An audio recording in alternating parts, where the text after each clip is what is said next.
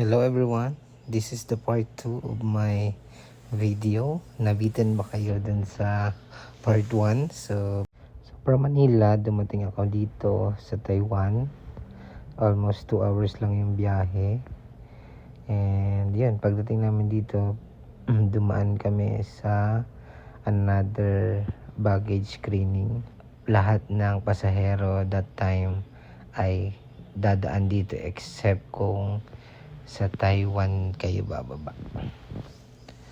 So after dumaan sa baggage screening, yan, nagpunta na kami dun sa gate number 5 kung saan kami mag-iintay for 2 hours ni sir. Kaya habang nag-iintay ay nag-video muna ako ng kanilang airport.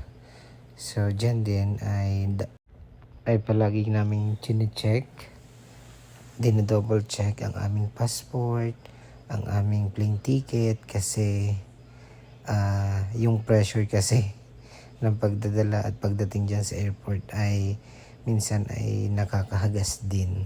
Syempre first time natin mag-travel abroad. By the way, connecting flight nga pala tayo, kaya kung magtatanong kayo ay from Manila to Taiwan, then diretso after Taiwan, diretso na ng Los Angeles, California. Sa part na to ay nasa loob na kami ng eroplano. So waiting na lang for departure. Bali si sir nga pala ay nasa harap ko. Ako naman nasa likod niya. So meron din na silang libreng earplug, may unan, may blanket. Almost 13 hours din kasi yung biyahe, kaya makakatulog ka. So may free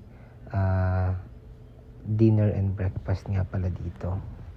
So pagdating nga namin dito sa LA, so finally andito na kami sa Los Angeles, California sa airport. So ayan. So dahil kami ay tinatamad ng maglakad, pero actually pwede naman maglakad kami, kaso syempre moment na din yan.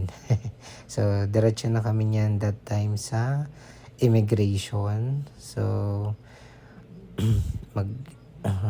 process na naman kami sa mga immigration officer. So ayan, bago namin kunin yung aming mga bagahe. So sa point na to guys ay kukunin na namin yung aming mga check-in luggage. So bali yung namin is number 10, at naghintay nga lang kami dito ng mga ilang minuto bago namin nakuha yung aming check-in luggage.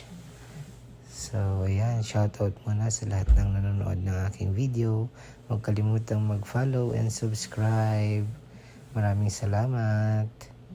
Alright, so dito sa part na to ay dumating na or nakita na namin yung aming luggage. I-share ko na lang din yung experience namin sa immigration bago namin makuha yung aming check-in luggage. So syempre grabe na din ang pressure. Sobrang higpit talaga nila. Hindi basta-basta talaga. Pag hindi kompleto ang documents mo, maaaring magkaroon ka ng problema. So dito sa part na to guys ay palabas na kami niyan. At ramdam na namin dyan yung puyat, pagod at sakit ng katawan, jet lag at kung ano pa, which is normal naman yun, lalo na't magbiyahe ka ba naman ng 13 hours plus 2 hours. So iba talaga sa pakiramdam. So ito nga, andyan na si Sir Brent, sinundo na kami dito sa airport. Siya nga pala ang superintendent ng school district kung saan ako nakapasok. So see you on next vlog guys. Peace out.